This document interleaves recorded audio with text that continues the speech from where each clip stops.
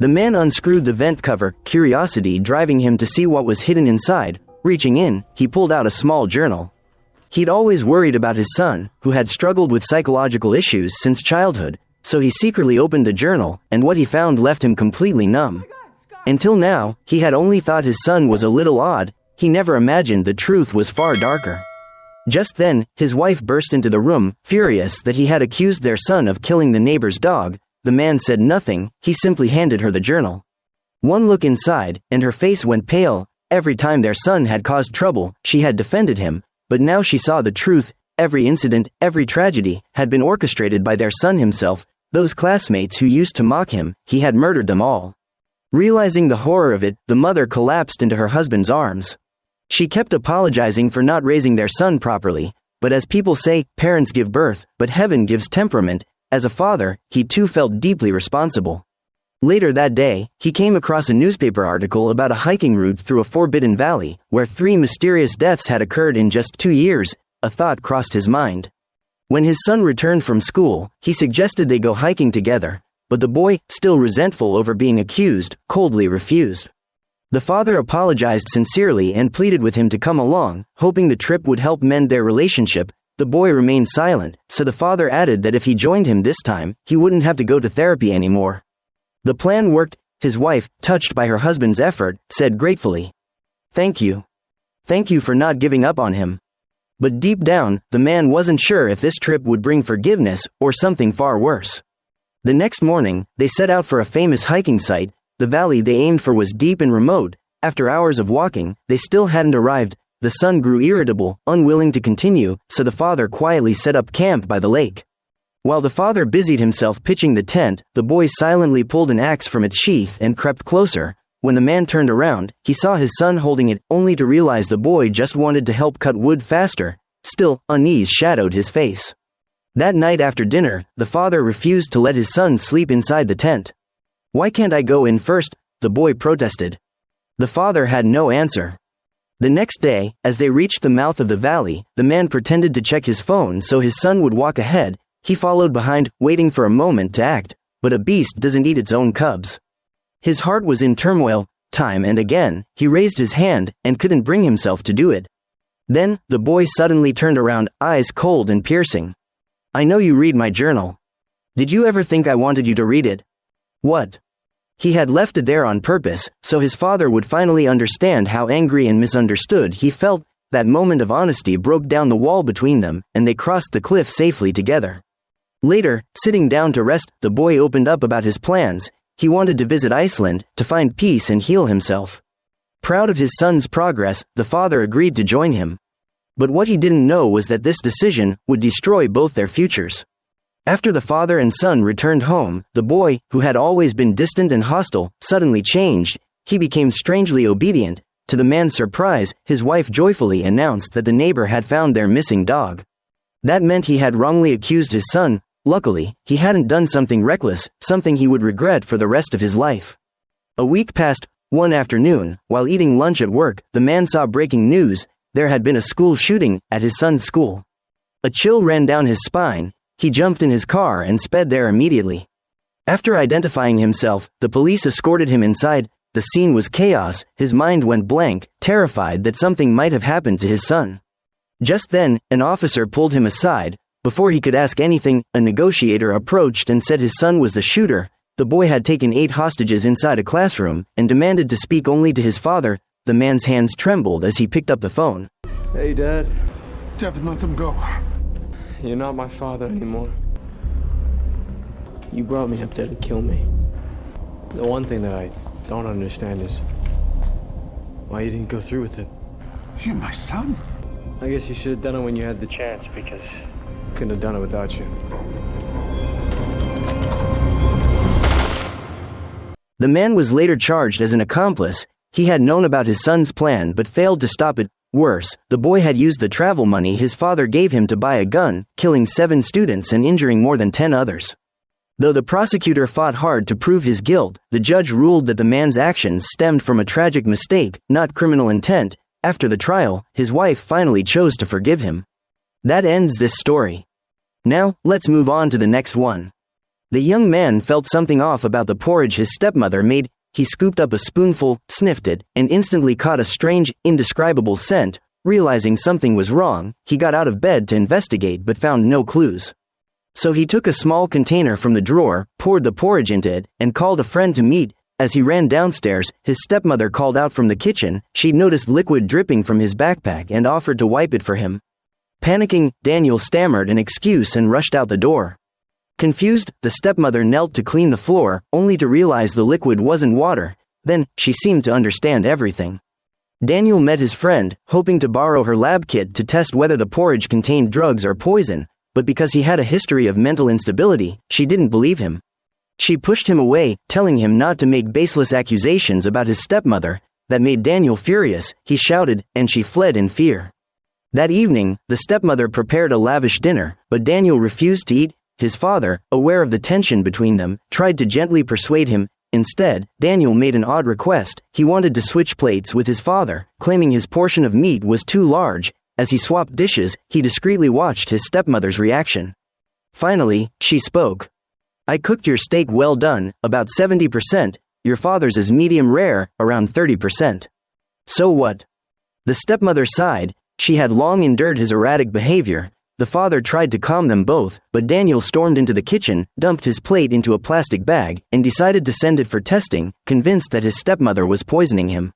When the father tried to stop him, Daniel shoved him away and grabbed a knife from the table, warning his father not to come closer. As they argued, his stepmother, terrified that Daniel might do something reckless, quickly called the police. Even his younger brother pleaded with him, insisting their stepmother had no reason to poison him.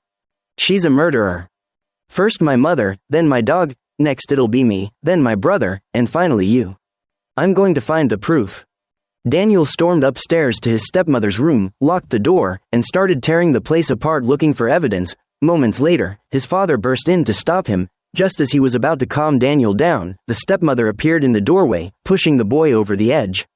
Police arrived soon after, catching Daniel red-handed, still holding the weapon. But why did he hate his stepmother so much?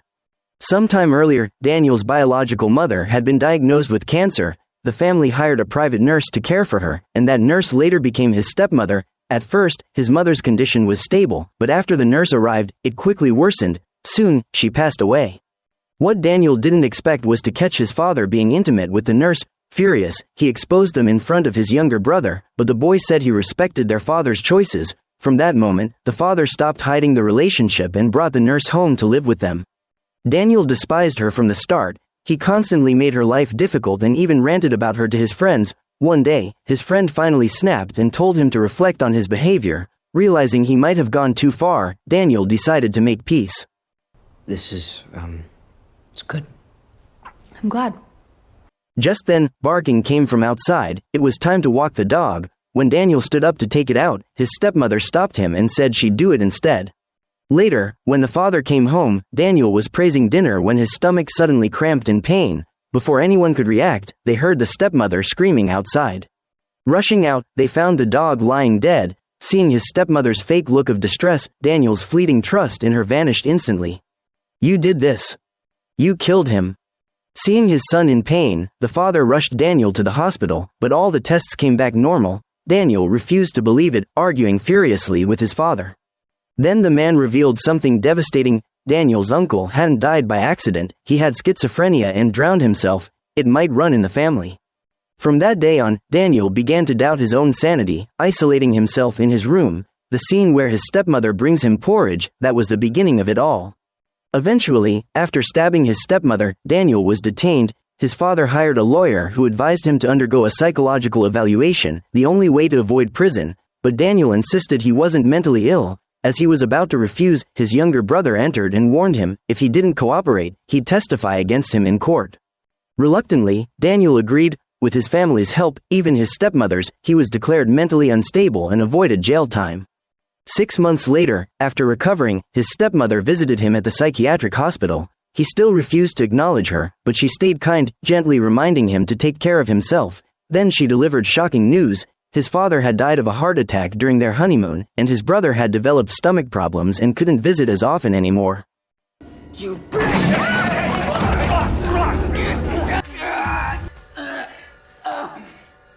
No. Don't worry, Danny. You're safe here. And that's where this story ends. Let's move on to the next one. While riding in a taxi, the man spotted a strange bag under the seat. He hung up the phone, quietly opened it, and found stacks of cash inside. He asked the driver to stop in a quiet spot and hurried out. The driver rolled down the window and called out, "The fare is £16, sir." Only then did the man realize he'd forgotten to pay. He handed over the money and left quickly, worried the driver might sense something or remember his face. Back home, he slipped upstairs without alerting his family in the kitchen, rushed into the bathroom, and tore the bag open. Inside were 5 bundles of £20 notes, over £20,000 in total. He sat there for a long time, wavering, before finally making a decision. He poured the cash out in front of his wife. She stared in disbelief, then asked where the money came from. When he said he'd found it in a taxi, she panicked. It could belong to drug traffickers. She urged him to hand it to the police or return it to the cab company. But their daughter's wedding was coming up, and he hoped this money could get them through a rough patch. They argued, in the middle of it. Where did you get dropped off? End of the street. So he knows what street you live in? He won't remember that. He will. Losing £20,000 tends to concentrate the mind, Willie. They stayed up all night debating. She insisted keeping the money was dangerous and told him to get rid of it. At dawn, he took the bag into town. Unsure what to do, he spotted a casino and walked straight in. He converted all the cash into chips and put it on a single spin. While the wheel was turning, an uninvited guest showed up at his house, asking about her husband's appearance. The wife realized he was connected to the money and lied calmly to send him away, then called her husband in a panic. He didn't pick up. 9, red. It's all right, love. Everything's okay. I put it on red. He cashed out £40,000 in chips, converted half into $20,000 in cash, packed it into the same gold bag, and returned it to the taxi company. Instead of thanking him, the staff scolded him for not returning it the day before. He asked what had happened, and learned the traffickers had assaulted the driver while searching for the money. The man was now in critical condition. If he'd known, he would have returned the cash immediately. Thinking the ordeal was over, he used the remaining $20,000 to pay for a lavish wedding. Then a phone call dragged him back into a nightmare. The bank flagged the deposits as counterfeit. The caller had already notified the police. He stayed calm and went in. As they cuffed him, he told his wife not to worry, he hadn't done anything wrong. In the car, he told the officers everything, finding the money, gambling it, and returning half to the cab company. To verify his story, the police brought in a representative from the taxi firm. To his shock, the woman lied with a straight face. She claimed she had never seen him and no one had returned any money. Now he had no way to clear his name. Suspicious, the police pressed him on who he was laundering money for. He suddenly remembered the driver. If the driver could testify he had indeed found the bag, everything would be cleared up. But when they reached the hospital, they learned the driver had died. In the end, the man was sentenced to 6 years in prison for passing counterfeit money. That story ends here. Now for the next one. The man was cleaning the barracks restroom when the commander dumped a bucket of waste over him. Before he could rinse off, another bucket hit him, this time from his squad mates. What had he done to make everyone hate him so much? Not long before, in a brutal battle, several rookies cowered behind cover, too terrified to stand and fight. The commander ordered them to return fire. No one moved. He had to run over and point a gun at them to force them to stand up and shoot back. Under the threat of the commander's gun, they rose one by one, but the last recruit refused. Nothing could make him stand. After the battle, the commander stormed back to camp and confronted Brian about why he hadn't fought. Brian stammered that he was afraid of getting shot. Conscripts herded like chickens in wartime. The commander then announced to everyone, from now on, he would make Brian's life a living hell in the army, to wash away this disgrace, and he drew a hard line between Brian and the rest of the unit. And so, Brian fell into the darkest days of his life. First, his belongings were destroyed. Then, the commander falsely accused him of damaging army property and publicly humiliated him. His comrades could only look on in silence, powerless to help. When Brian couldn't name who had torn his bedding, the commander ordered him to keep cleaning toilets as punishment. No matter how spotless he made them, the officer would dump dirty water over him and force him to start again. Swallowing his anger, Brian went to wash up, only for his squad mates, under orders, to throw another bucket of filth over him. It got worse. The commander spat into Brian's meal tray and forbade him from eating with the others. The only person who showed him kindness was his best friend, a fellow recruit who secretly helped him survive the freezing nights. One day, a street vendor outside the base asked Brian to make the first purchase for luck. Exhausted and resentful, Brian muttered, I'm gonna kill him. He's only trying to make a few bob. Not him. Buckler. His friend realized something was wrong. Brian was starting to lose his grip on reality. He begged him to request leave and go home, but Brian refused. He wouldn't shame his family that way. 3 generations of soldiers, he would not return home in disgrace. He waited for another chance to redeem himself. Eventually, the commander assigned him to an escort mission, hoping he'd prove his worth. But when their convoy was ambushed, even after repeated orders, Brian stayed behind cover, too terrified to shoot. The next day, while the commander was bargaining with a local vendor, Jack, Brian's friend, overheard him saying, "I'm not buying." Not realizing it was a bargaining trick, Jack bought the item himself, unintentionally embarrassing the commander. When Jack tried to explain, the commander wouldn't listen. Instead, he gave him a disgusting order: urinate on Brian's bed or face punishment. Under pressure, Jack obeyed, but fate was cruel. Brian walked in and saw everything. After enduring countless humiliations, this betrayal from his closest friend broke him completely. That night, when the camp was silent, Brian stole a bullet from the commander's pouch and went to a secluded spot. There, he ended his life. Even knowing he had driven Brian to suicide, the commander shamelessly told Jack to align his story with the others, to make Brian's death appear heroic. Jack saw through the lie but couldn't deny the logic. If Brian's family believed he died in combat, it would ease their grief. Together, they escorted Brian's coffin home, claiming he died bravely on the battlefield. But Brian's father, a seasoned veteran, immediately noticed something wrong. The coffin was sealed shut. He forced it open, and saw the gunshot wound, an exit hole with no entry wound. He demanded the truth. Under pressure, Jack admitted everything: the bullying, the suicide, but insisted Brian had died in action. The father understood, but said nothing. He accepted the military honors, the medals, and the empty glory. When Jack returned to base, the commander nervously asked if everything went smoothly. Jack stared at him coldly and said, "I'm reporting you." He stormed into the colonel's office and reported the commander for abuse, but instead of justice, the colonel called the commander in to settle things face to face. The commander denied everything, claiming he was building discipline. From that day on, Jack became the next target. Everything Brian had endured, the torn sheets, the spit, the filthy water, the humiliation, was now his burden. But unlike Brian, Jack didn't choose death. One day, he seized the chance and stabbed the commander to death without hesitation.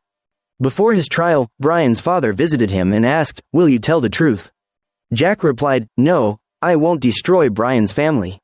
Since he gave no explanation and refused to defend himself, Jack was sentenced to 25 years in prison. And that's where this story ends. Now, let's move on to the next one. A wife goes shopping with another man. If she's caught in public, how bad can the fallout be? 2 days earlier, after returning from a business trip, she found her husband, who had argued with her that morning, suddenly hugging her and sobbing. She asked what happened, but he rambled incoherently. Fearing for their kids, she rushed to check. Both children were fine. Confused, she asked her father-in-law, "What happened? We thought you were dead." That only deepened her confusion. "What?" Her husband pointed to the TV. The train she was supposed to be on had crashed. Clearly, she'd never boarded it. Her lie was exposed. She scrambled for another. "I missed that train, so I took the next one." "There was no next train," he said. "The line was shut down." 2 lies in a row. She had no face left to argue. She used the kids as an excuse and walked away. Her father-in-law left it to his son to handle and stormed out. That night, after the kids fell asleep, the husband confronted her about the man. This time, she didn't lie. She'd had tea with a male coworker and missed the train. He didn't buy it. Why was her phone off? He thought she was dead. 5 people died in that crash. And right now, I almost wish you were one of them. It'd be easier than this. From then on, he stopped talking to her, refused to share a bed, and ignored her even in front of the kids. 3 months of silent war. She tried to make peace. He refused. To provoke him, she dressed up and went drinking with the coworker until late, and he beat her. The marriage collapsed. Domestic violence is a crime, so custody of the kids went to the mother. The father could only visit on weekends. Kicked out, he moved in with his dad. When the mother brought the kids to visit, the ex-husband realized she and the coworker were now a couple. He tried to start a fight, but she stopped him and warned him off. Before he went inside, he made a chilling goodbye. She feared he'd hurt the kids and tried to rush in, but her father-in-law blocked the door. With no choice, she called the police, then remembered he was a cop, and went home, worried sick. She kept calling, begging to speak to the kids. He coldly refused. On Monday, she arrived to pick them up. He taunted her, but visitation time was over, he had to hand them back. After buckling the kids in, she told him angrily that with his harassment, he could forget about seeing them again. Everything was now beyond repair. Later, she and her boyfriend were heading home when two men rushed them with bats, beating the boyfriend within an inch of his life. On the way to the hospital, a police car stopped her, she explained, and they called an ambulance. But once the boyfriend was en route, officers suddenly searched her car and found several kilos of heroin in the trunk. She was charged over narcotics. Her boyfriend's condition was uncertain. Desperate, she called her ex for help. At the jail, she learned the truth. Her ex and his father had conspired to set her up to take back custody. In the end, justice prevailed. A witness who claimed to have bought drugs from her multiple times couldn't even identify her car's color on the stand. With no solid evidence, the judges acquitted her and she walked free. Soon after, police arrested the ex-husband and father-in-law for fabricating evidence and conspiring to frame an innocent person. And that's the end. All these vignettes come from Accused. Which story hit you the hardest? Drop a comment below. Thanks for watching, and see you in the next video.